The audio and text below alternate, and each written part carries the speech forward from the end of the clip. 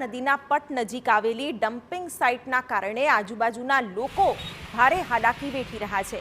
Dumping site પર ઠાલવાતા કચરાના કારણે આજુબાજુમાં આવેલા ઘરો સુધી પ્રદૂષણ ફેલાય છે અને ડમ્પિંગ સાઇટ પર વારંવાર આગની ઘટનાઓ પણ બને છે।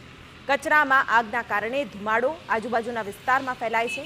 સળગતા કચરામાંથી નીકળતા હાનિકારક ધુમાડાના કારણે લોકો ત્રાહિમામ પોકારી ઉઠ્યા છે। આ ઝેરી ધુમાડો લોકોને આરોગ્ય પર પણ અસર કરતી હોવાનું પણ ફરિયાદો ઉઠી છે।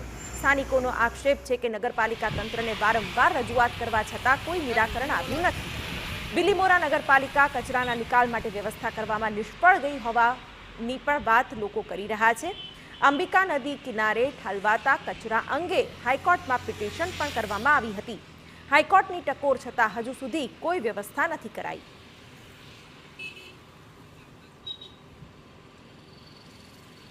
જે કચરો ડમ્પિંગ સાઇટ પર જે વાઘો લાગે છે એના લીધે બિલીમોરા શહેરના લોકોને તેમજ બ્રિજ પરથી પસાર થતા લોકોને વારંવાર મુશ્કેલીઓ પડી રહી છે। આ બાબતે વારંવાર તેમનું ધ્યાન દોરેલું છે।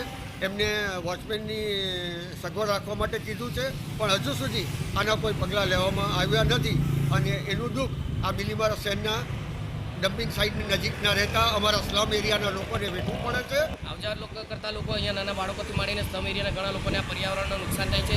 કાર્બન ડાયોક્સાઇડ અને મોનોક્સાઇડ જેવા ઝેરી વાયુઓ છે, સિગરેટ છે કે એસીમાંથી જે ઝેર નીકળે છે એવા બધા વાયુઓ અહીંયા છે, તો એક બહુ ખોટી બાબત છે। હાઈકોર્ટની પણ આની અંદર ટિપ્પણી છે, છતાં આનો કોઈ યોગ્ય નિકાલ લાવાતો નથી। ઝડપથી આનો યોગ્ય નિકાલ આવે તો લોકોને સ્વસ્થ પાણી અને સ્વસ્થ હવા મળે।